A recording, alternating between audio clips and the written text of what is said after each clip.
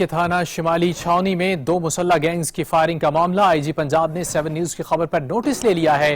مسلح گینگز کی فائرنگ کے حوالے سے سی سی پی او لاہور نے سے رپورٹ طلب کر لی گئی ہے۔ ملزمان کو جلد از جلد گرفتار کیا جائے۔ آئی جی پنجاب کا یہ حکم سامنے آیا ہے۔ گورا گینگ اور شانی گینگ نے صدر کے علاقے کو میدان جنگ بنایا تھا۔ مسلح گینگز نے سیدھی فائرنگ کی تھی۔ علاقہ مکین گھروں تک محدود ہو گئے تھے۔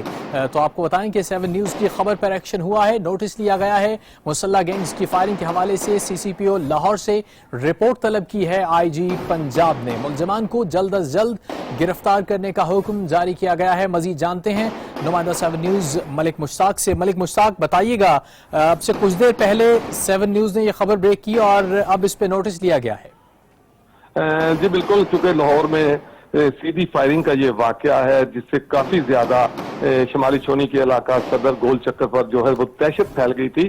چونکہ 7 نیوز نے یہ خبر جو ہی بریک کی تو آئی جی پنجاب انعام غنی صاحب نے فوری طور پر نوٹس لیتے ہوئے سی سی پی او لاہور سے نہ صرف رپورٹ طلب کی بلکہ ایک ٹیم تشکیل دی گئی اور ان کو کہا گیا ہے کہ جلد جو ہے وہ ملزمان کو گرفتار کیا جائے۔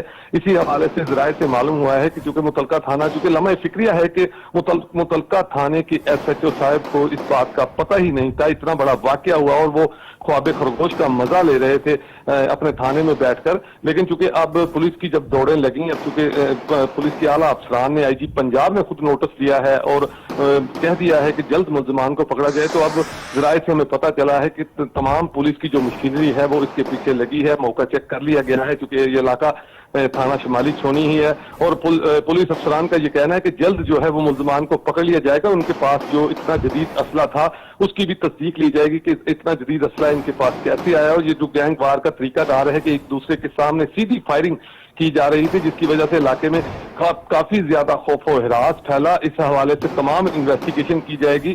پھر آپ کو بتاتے چلوں کہ پولیس کے اعلیٰ افسران کا یہ کہنا ہے کہ جلد از جلد جو ہے وہ تمام ملزمان پکڑ لیے جائیں گے۔